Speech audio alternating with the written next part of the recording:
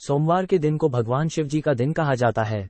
कई ज्योतिषियों के मुताबिक अगर कोई इस दिन भगवान शिव जी की सच्चे मन से पूजा करता है तो उसे जरूर फल मिलता है। भगवान शिव जी को भोलनाथ के नाम से भी जाना जाता है। भोलनाथ अपने भक्तों पर हमेशा खुश रहते हैं। शिव जी के गुस्से के बारे में कहा जाता है कि अगर शिव जी को गुस्सा आ गया और उन्होंने अपनी तीसरी आंख खोल दी तो दुनिया का अंत हो जाएगा।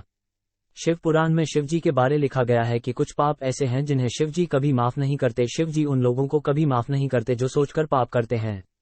कहा जाता है कि आपके दिमाग में क्या चल रहा है भगवान सब जानते हैं।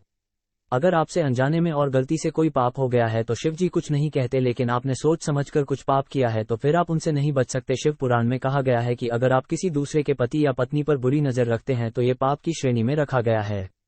किसी दान की हुई वस्तु को वापस अपने गुरु की पत्नी के साथ संबंध बनाना महापाप की श्रेणी में आते हैं। ऐसे अपराध करने वाले को भगवान शिव कभी माफ नहीं करते। गलत तरीकों से किसी दूसरे व्यक्ति की संपत्ति को हड़पना, इसमें मंदिर या कोई पुरान वस्तुएं भी हो सकती हैं, तो भी इसे गलत माना जाता है। किसी भी गर्भवती महिला को कटु वचन और उसका दिल दुखाना भी अपराध की श्रेणी में आता है। भगवान शिव की नजरों में ये एक अक्षम्य अपराध है। किसी के सम्मान को ठेस पहुंचाने के लिए कटु वचन बोलना आपको अक्षम्य पाप का भागीदार बनाता है। अगर आप अपने माता पिता, अपने गुरुओं या फिर अपने पूर्वजों का अपमान करते हैं तो इसे अक्षम्य अपराध माना जाता है। अगर दूसरे के धन पर गलत नजर रखते हैं तो भी भगवान शिव नाराज होते हैं। किसी का धन लेकर उसे वापस न लौटाना भी पाप की श्रेणी में आता है। अगर आप किसी नादान और निरपराध व्यक्ति को कष्ट पहुंचाते हैं तो भी इसे गलत माना गया है। भगवान शिव जी ऐसे लोगों को कभी माफ नहीं करते हैं। जो लोग अच्छे रास्तों को छोड़कर बुरे रास्तों पर चलते हैं उनके अपराध को अक्षम्य माना जाता है। अगर आप कोई भी काम धर्म के विपरीत करते हैं तो ये भी पाप की श्रेणी में आता है।